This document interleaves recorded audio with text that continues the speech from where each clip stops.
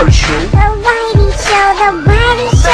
Whitey Show. I'm the review who loves to say son of a bitch. The same review who hates most Nintendo shit. I'm the one who calls games what they are. I even own the 360 and hate Gears of War. Guy who spends his money on games, fucking cards. Just a funny guy who became a YouTube star.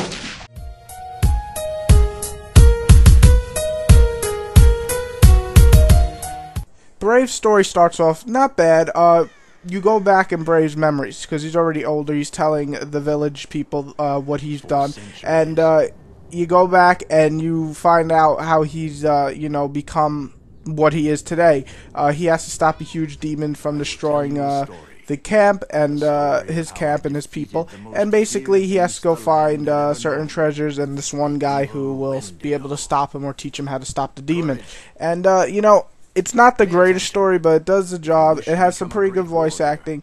I mean, the lip sync is way off at times, but overall, the story does its job. It's good for kids. They'll probably really enjoy it. But if you're my age, you're like, okay, this story's kind of like a fairy tale.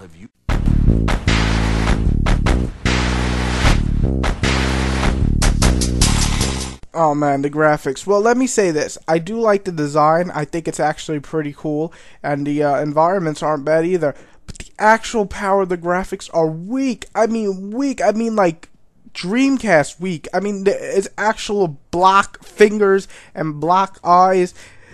Block hair. I mean, it's actually blocks, and it's just this could have been better as a fucking Lego game. But yeah, the power of the graphics are extremely weak, and it's kind of sad to see on a 360. But I think the design is nice, but it doesn't save it from the weak ass graphics.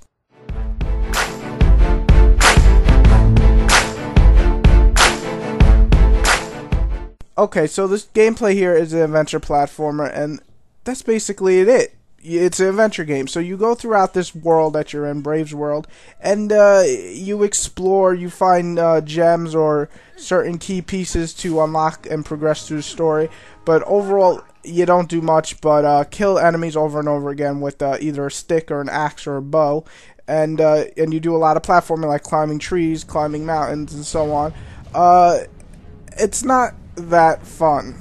I mean, I had some fun with the first hour or two, but I was like, by the third hour, I'm like, no, and then the platform becomes a pain in the ass, and I'm like, oh god, I keep falling, I keep dying, I can't take this shit, and overall, the gameplay just progressed. As it progressed, it got worse, so that's not really a good thing. When it progresses, it should get better, or at least stay the same. So, I mean, if you have a kid around, he'll probably love this game. It brought back memories of another game like Tak, or that other one on PS2 with the guy who looked like Wolverine or whatever.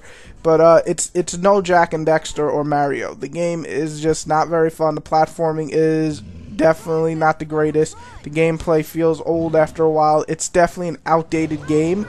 But again, if you have a kid who just wants to play some platforming and doesn't have Mario or Jak and Daxter, I guess this game could, fulfill his needs. But if you're older and you've played platforming, you know this game needed more work.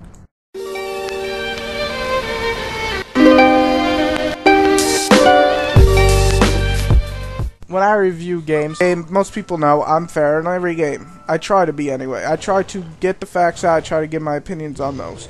And I'm not going to change my way just because this game is aimed at kids. This game just needed more work. It's not to say that it's the worst game I ever played, but it's definitely below average. Definitely below average. It needed more time, it needed more work, it needed better graphics. It just needed, as I just said, more time. You'll have fun if you're a kid. You'll have fun even if you're a young teenager, like 12 maybe. But it's not gonna work for anybody my age or above or a little below. It just won't. It just doesn't capture you. And there's much better platformers out there. You got Mario, you got Jak and Daxter. There's just other games that you'll have more fun with that are in the same genre. So my suggestion is you could beat this game in about 7 hours, 6-7 hours. You can get almost 1,000 achievements in one run through. Well, you'll get at least 700. So if you're looking for achievements, this game might be for you. But I don't know if you want to put yourself through this boring and then fucking annoying platforming later on.